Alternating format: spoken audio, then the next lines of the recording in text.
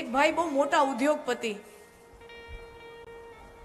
ખૂબ મોટા ઉદ્યોગપતિ, કરોડો અબજોનો એનો વ્યવહાર હોય, વહીવટ હોય, અને સવારથી લઈ સવારના 9 વાગ્યાથી ઓફિસમાં જાય અને ત્યારથી શરૂ કરી અને રાતના 9 વાગ્યા સુધી દર 15-15, 20-20 મિનિટના મીટિંગના અપોઇન્ટમેન્ટ આપ્યા હોય કે ભાઈ આ અડધી કલાકમાં ફલાણો મળવા આવશે, પછી ઓલો આવશે, પછી આ મીટિંગ છે, પછી બેંકવાળા હારે બેસવાનું છે, પછી આપણા સરકારી બાબુઓ સાથે બેસવાનું છે, આમ છે તેમ છે. આખો દિવસનો એની હારો શેડ્યુલ બનેલો હોય, એટલો વ્યસ્ત માણસ. બપોરના બરાબર 3 વાગે મીટિંગ રૂમમાં પોતાના ઓફિસમાં બેઠો હોય, સામે બીજા કોઈ મળવા આવ્યા છે વેપાર માટે અને ઓફિસમાં બેઠા છે, અને એવા ટાઈમે એનો ફોન આવે છે અને ફોન જોઈએ છે કે આ તો મારા મિત્રનો ફોન છે, અને એને ખબર છે કે હું કેટલો બિઝી માણસ છું, કેટલો વ્યસ્ત માણસ છું, ખાલી જય શ્રી કૃષ્ણ હાય હેલો કરવા કોઈ દી મને ફોન ન કરે.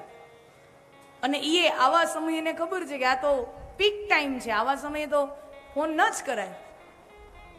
તો કંઈક ફોન આવ્યો છે તો કંઈક હશે, બધું મૂકીને તરત એનો ફોન ઉપાડે. શું થયું? સામેથી અવાજ આવે કે પિતાજીને હાર્ટ એટેક આવ્યો છે, તારું નામ શહેરમાં બહુ તું જાણીતો છો, અમારી તો એવી કોઈ કક્ષા નથી, અને આ ફલાણી હોસ્પિટલમાં લઈ આવ્યો છું, બહુ ડૉક્ટરો ખાસ ધ્યાન આપતા નથી, થોડીક વાર લગાડે છે, આમ કરો ને આ કાગળિયા લઈ આવો ને તે લઈ આવો ને ફલાણું કરો ને બધું, આમાં સમય વયો જાય છે, આને સારવારમાં સમય નીકળી જાય છે. તું આ હોસ્પિટલનો ટ્રસ્ટી છો એવું મેં જાણ્યું છે, તું જરાક અહીંયા આવ ને, તું કંઈક આમ થોડુંક કરી જા ને. અને બાપુજી તને બહુ યાદ કરતા હતા કે એને બોલાવો, એ આવશે ને તો આપણું કામ ફટાફટ થઈ જશે. એમ કઈ હોસ્પિટલમાં છો? હું ફલાણી હોસ્પિટલમાં છું. ઊભો રહે, હું હમણાં જ 25 મિનિટમાં પહોંચ્યો, મારા ઓફિસથી હોસ્પિટલનો રસ્તો 25 મિનિટનો છે, બસ હું હમણાં જ પહોંચ્યો. પોતાના સેક્રેટરીને ફોન કરીને કે તમામ મિટિંગો કેન્સલ કરી નાખો, બધું બંધ કરી નાખો, અને જે પોતાને મળવા આવેલા હતા મીટિંગ માટે, જેને સમય આપ્યો હતો, બધા બહાર રાહ જોઈને બેઠા હતા, વેઇટિંગમાં બેઠા હતા, બધાને સોરી કહીને કહ્યો કે મારે અત્યારે અર્જન્ટ નીકળવું પડશે. એમ કરી ડ્રાઈવરને ફોન કરીને કીધું તું નીચે ઊભો રહે, હું આવું છું. એમ કરીને 25 મિનિટનો ટાઈમ આપ્યો તો એ 17-18 મિનિટે હોસ્પિટલે ભાઈ પહોંચી ગયો. શું કામ? કારણ કે અત્યારે મારે ત્યાં હોવું જરૂરી છે. મને મહત્વ સમજાય, કોઈ વસ્તુનું મને ને તમને મહત્વ સમજાય ત્યારે હું ને તમે કોઈ પણ વસ્તુનો ત્યાગ કરી અને આપણે પહોંચી જઈએ. અને એમ જ માનો, હવે કાંઈ આ ભાઈ નવરો હતો, એ વેપારી જરાય એને ચા પીવાનો સમય નહોતો, પણ ખબર પડી કે ભાઈ આ મહત્વનું કામ છે, આ બધું કામ મૂકીને જવું પડશે. નવરો નહોતો કે નવરો બેઠો તો ને દોસ્તારનો ફોન આવ્યો તો હાલો કાંઈ છે નહીં આપણે જઈ આવીએ, ના, નવરો નથી, બધું કામ મૂકીને ઈ ગયો છે. અને સાચી માણસાઈ, સાચી મિત્રતા એને કહેવાય, સાચો સંબંધ જ એને કહેવાય. બાકી આપણે કેલેન્ડર જોવું પડે ને નીકળાશે તો જોશું ને નહીં નીકળે ત્યારે સમજી જવાનું કે સંબંધ એટલો કાચો છે. અને ઈશ્વર સાથે પણ મિલનની જે ઘડી હોય, એની સાથેની પણ એની કથાની શ્રવણની જે ઘડી હોય, સત્સંગની ઘડી હોય, ખરેખર તો આપણે અહીંયા હરીને મળવા આવીએ છીએ. એને મળવામાં પણ આપણે મને તમને એમ થાય ખબર નહીં, સમય હશે તો જાશું, જવાશે તો જાશું. તો સમજી લેવાનું મારો ને તમારો એની યારે સંબંધ ક્યાંક કાચો છે. ત્યારે સમજી લેવાનું કે આપણો સંબંધ એની સાથે ક્યાંક કાચો છે. જો સંબંધ પાકો હોત તો હું ને તમે પહોંચી જ ગયા હોત. હા, અમુક એવી ઘટનાઓ બને કે ન નીકળી શકાય. ભાગવત કથાની અંદર પણ વર્ણન છે કે અમુક ગોપીઓને બહુ ઈચ્છા હતી. મોટા ભાગની ગોપીઓ તો યમુના તટે પહોંચી ગઈ, પણ અમુક ગોપીઓ એવી હતી કે જેને બહુ ઈચ્છા હતી કે અમારે કૃષ્ણ સાથે મહારાસમાં જોડાવવું છે, પણ સંસારના અમુક કાર્યોમાં એવી ગૂંથાયેલી હતી કે ઈચ્છવા છતાં પણ એમાંથી નીકળી શકતી નહોતી. તો એ ગોપીઓએ શું કર્યું? આપણું ભાગવત માર્ગદર્શન કરે છે. એ ગોપીઓ જે ઠેકાણે જ્યાં હતી ત્યાં જ આંખ બંધ કરી અને પ્રભુ શ્રી કૃષ્ણનું ધ્યાન ધરે છે.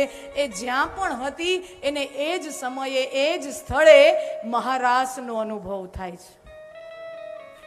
મહારાસ યમુના તટે રમાઈ રહ્યો છે, પણ અમુક ગોપીઓ જે નથી પહોંચી શકી, એ પોતે જે પણ જગ્યાએ છે એ જ જગ્યાએ એને રાસનો અનુભવ થાય છે. જુઓ, રાસમાં શરીરનું મહત્વ નથી એનું બીજું પ્રમાણ અહીંયા મળે છે. રાસમાં જો શરીરનું મહત્વ હોય તો એ ગોપીઓને યમુના તટે કૃષ્ણ ભગવાન જ્યાં છે ત્યાં પહોંચી જવું જરૂરી બને. મોટા ભાગની ગોપીઓ પહોંચી છે, અમુક ગોપીઓ જઈ નથી શકી. તો રાસમાં શરીરનું મહત્વ નથી, સ્પષ્ટ લખ્યું છે જે નથી પહોંચી શકી એને પણ રાસનો અનુભવ થાય છે. અને આપણે પણ જુઓ ને, આખો આવડો માંડવો, 12 ગાળા મૂક્યા, બરાબર, એ આખો ભરાઈ ગયો. અને આપણા તો આટલા જ વિસ્તારોના લોકો આવી શકે. અમુક આપણા સ્નેહી સગા સંબંધીઓ બારગામ હોય, આ હોય તે હોય, એ અહીંયા ન આવી શકે તો કાંઈ નહીં, વિજ્ઞાનના માધ્યમથી જ્યાં હોય ત્યાંથી હરિકથા એના મોબાઈલમાં ઉતરી આવે. હા, અને જ્યાં બેઠા હોય ત્યાં એને આ આનંદનો અનુભવ થાય. આટલા ગાઢ અનુભવનો ભલે આનંદ ન થાય, આજે માંડવા નીચે જે ભગવાનની પોથી સન્મુખ જે આનંદ આવે અને જે દિવ્ય સ્પંદનો થાય, એવા સ્પંદનો તો એ ચૂકી જાય, પણ આનંદ તો અમી છાંટણા તો પામે. આનંદના અમી છાંટણા પામે. તો ગોપીઓ આવી,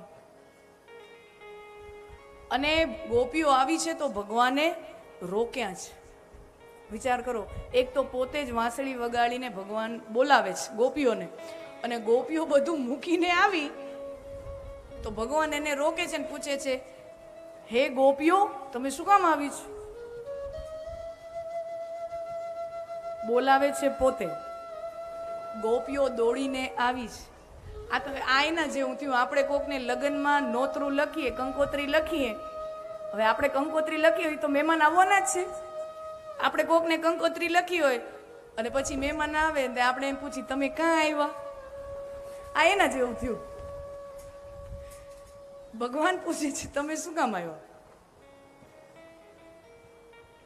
ગોપીઓ મૌન રહે છે, કાંઈ જવાબ આપતી નથી. જુઓ, ભગવાન એની પરીક્ષા લઈ રહ્યા છે કે આ જીવની ઉત્કંઠતા કેટલી છે, આ જીવની તાલાવેલી કેવી છે મને મળવાની, મારો રસ પામવાની તાલાવેલી કેવી છે. ભગવાન પરીક્ષા લઈ રહ્યો છે. અને ખરેખર કુદરત છે ને, આપણને પેલા કંઈક આપે ને એની પેલા મારીને તમારી કસોટી કરે. આપણને એને આપવાનું મન હોય એ આપણને આપે, અને કંઈક વિશિષ્ટ સિદ્ધિવાળી કંઈક વસ્તુ આપવી હોય ને, એ પહેલા તો એ આપણી પરીક્ષા કરે કરે કરે અને કરે છે.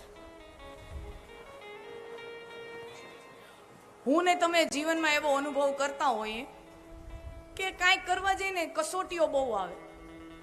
કોઈને ધંધા વેપારમાં આવે, કોઈને ગમે પોતાના અલગ અલગ ક્ષેત્રોમાં આવતી હોય. દરેક માણસને કસોટી, અમને આવે, બધાયને આવે. ભગવાન કસોટી કરે, અને જ્યાં સુધીનું એ લડી લે ત્યાં સુધીની આપણી કસોટી કરી લે કે આપણને એમ થાય, બસ હવે આ પોટલું વીંટીને બંધ કરો ને આપણે મૂકી દેવું, કાંઈ કરવું જ નથી. ફીંડલું વાળી મૂકી દો, કરવું જ નથી. ત્યાં સુધી આપણી કસોટી કરે, અને છતાંય જો આપણે મૂકીએ નહીં ત્યારે એ રાજી થાય કે વાહ બેટા, મને તારા પાસેથી આ જ આશા હતી. આટલી મેં તારી કસોટી કરી અને છતાં પણ તે આ કામ મૂક્યું નથી ને, જા, તને આમાં વિશેષ સિદ્ધિ હાંસલ હો, તને આમાં વિશેષ સિદ્ધિ મળે, તને વિશેષ સિદ્ધિ પ્રાપ્ત થાય.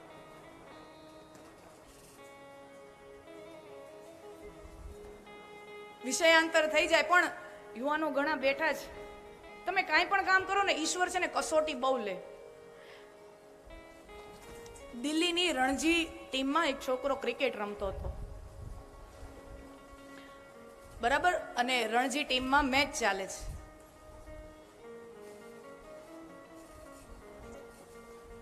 રણજીમાં તો શું છે, 3 દિવસીય ગેમ હોય, 5 દિવસીય હોય. તો એક દિવસની બેટિંગ પૂરી કરી અને સાંજ પડે, આપણે ટેસ્ટ મેચમાં તો હોય સાંજ પડે, આ ઓલા મહાભારતના યુદ્ધ જેવું, સાંજે બધા હુઈ જાય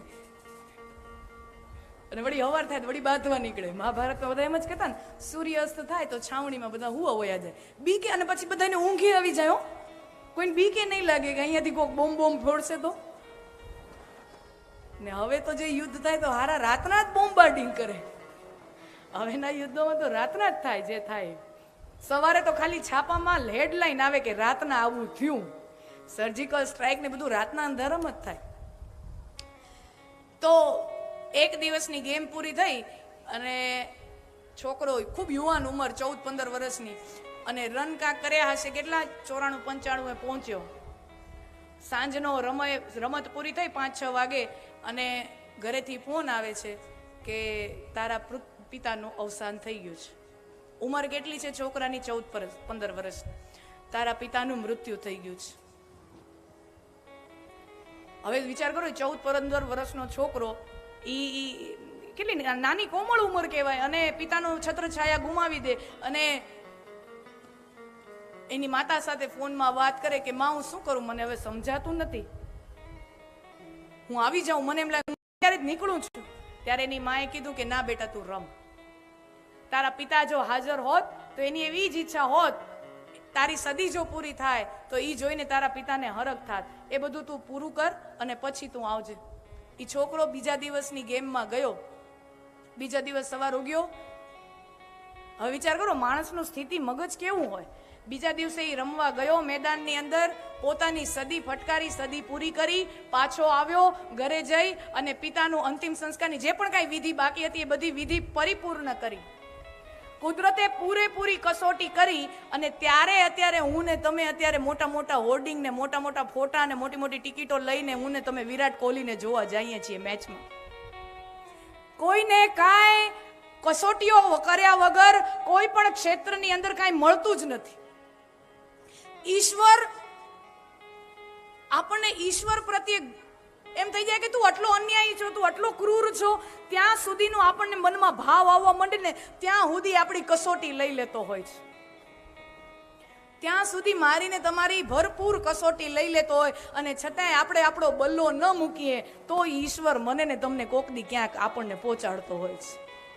ત્યારે એ મને તમને કોક દી કોક ઠેકાણે પહોંચાડતો હોય ને આખી દુનિયા પછી પ્રતિભાને જોતી હોય છે. પણ પહેલા તો એ પ્રતિભાની કસોટી કરે કે મારે તો તને દેવું છે, ઘણું તારા ઉપર ઢોળાઈ જવું છે, તારામાં કાંઈ દમખમ છે કે નહીં, તું એને ઝીલી શકવા જેવું તારું કલેજું છે કે નહીં, મારે તો તારા ઉપર ઢોળાઈ જવું છે.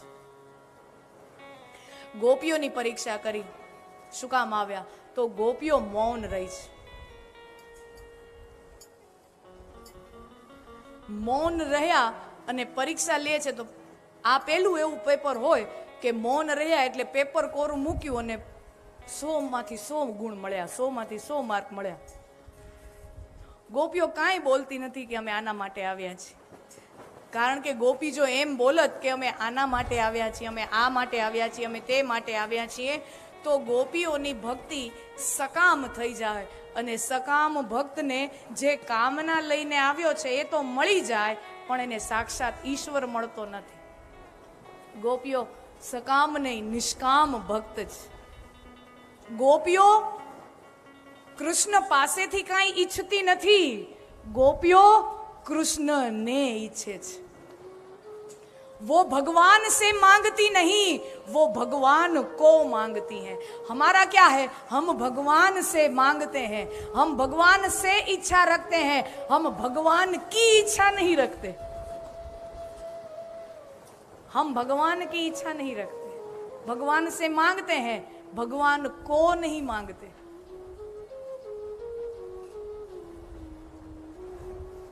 ભગવાન વળી પાછું કે છે ઘોર રાત્રિ છે, ઘોર નિશા છે, આ જંગલ છે, નિશાચર પશુઓ, અને તમે એકલી સ્ત્રીઓ ઘર બાર બધું છોડીને આવ્યા છો, અર્ધરાત્રિનો સમય છે, પાછા ચાલ્યા જાઓ, પાછા ચાલ્યા જાઓ.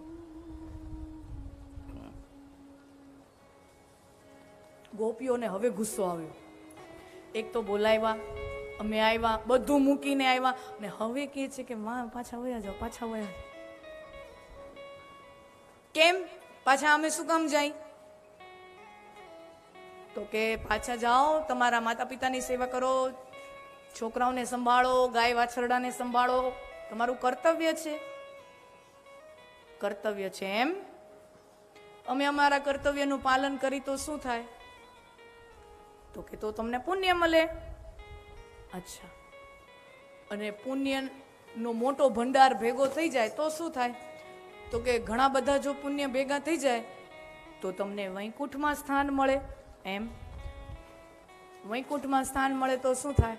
તો કે ત્યાં તમને મારી પ્રાપ્તિ થાય, ત્યાં તમને મારી પ્રાપ્તિ થાય, હું તમને મળી જાઉં. હે ને કાના? હે ને?